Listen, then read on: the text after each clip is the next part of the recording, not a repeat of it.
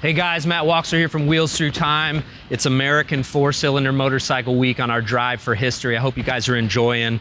Today we've got a special machine out, our 1913 Henderson four-cylinder motorcycle. Henderson started in Detroit in 1912. Two brothers, Tom and Will Henderson, really banded together to make America's first real and competitive four-cylinder motorcycle. And just stellar machines they were. Hendersons were always regarded as the gentleman's machines, and this 1913 model is from the second year of production. Henderson machines, four cylinders, exclusively vibrationless. The machines are just known for their durability, known for their even, smooth power. This machine has actually got quite a great story. It came to us out of Maine about 10 years ago, and upon receiving the machine, we had the engine out. Over the overall inspection of the engine, it looked like basically brand new. So we decided, before we repainted the machine, to drop the motor back into the chassis, some different spark plugs, clean the carburetor out, and fire the thing up. It ran like an absolute watch. So we decided to leave the engine entirely original on this, and really runs as well as the day it was put up. Now, the early Henderson machines, incredibly long wheelbase bikes. So what you've got here, big, huge, long gas tank, long wheelbase, big, long handlebars, seat kind of centrally mounted. Two pedals down front are both the brake pedals, so they both operate the rear brake.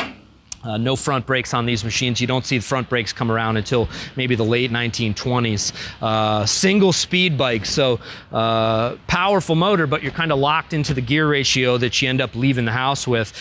This machine right now is geared to run about 40 or 45 miles an hour.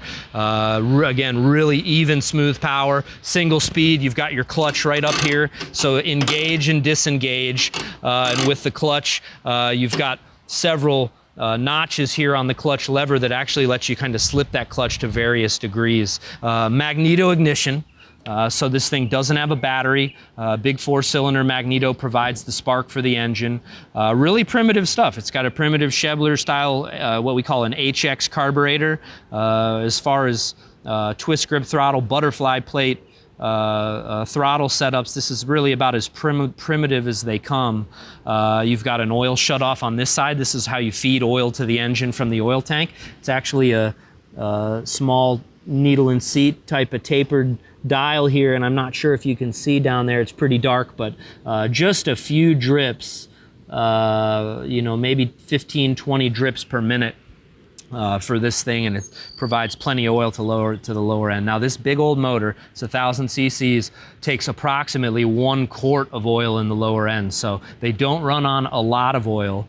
They don't need a lot of oil. It works just like a car. The connecting rods dip into the oil on the bottom and splash. There's no circulating oil pump on anything like this. Again, primitive, but at the same time, pretty durable machines. Really similar machine to this, actually 1 year earlier, was actually the first motorcycle to cross the entire globe. So this is the first time that the machine has ever, or first time a motorcycle actually ever went around the world, was on a 1912 Henderson Four. Incidentally, more than 100 years later, our pal Frank Westphal, on a very similar machine to this, again 1 year earlier, a 1912 Henderson, won the motorcycle cannonball coast-to-coast endurance event. Perfect score, made every single mile, and was the earliest bike to do so. So what we're gonna do is we're gonna get this thing cranked up. I was just getting ready to oil the rockers here. If you guys zoom on in, the way that, now these engines, I always say that they move as much on the outside as they do on the inside. So the way that the rockers and the valve springs, the valve guides are oiled is with an oil squirt can. So this is just really continual maintenance, and something that you stay on top of as you use the machine. So really all moving points you want to lubricate. It's easy to get behind on this stuff, but really the longer that you, or the more often that you lubricate, the longer the machine's going to last. So we've got this thing filled up with gas and filled up with oil, and we're going to do our best to take this thing for a ride today. So let's do it. Okay, fuel on, fuel shut off, real simple, on off down here at the bottom. Now it's going to drip a little bit out of that Schebler carburetor, as is pretty normal. Pretty simple choke mechanism here also. I'm going to disengage the clutch. And now this is a hand crank. It's not a kickstart bike. You actually use this here to spin the engine and crank. At the same time, fragile stuff. So what we like to do is spin the rear wheel. And there we go.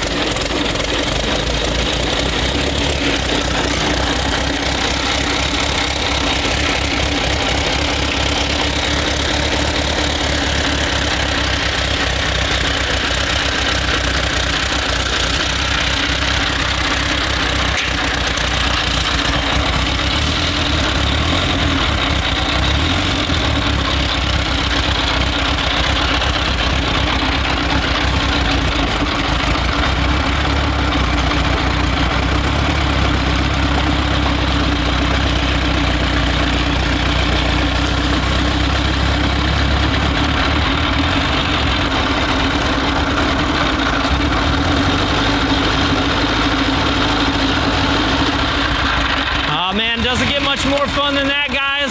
1913 Henderson 4-cylinder. It's running like a charm, and just a fun machine to ride. Plenty of power, plenty of torque.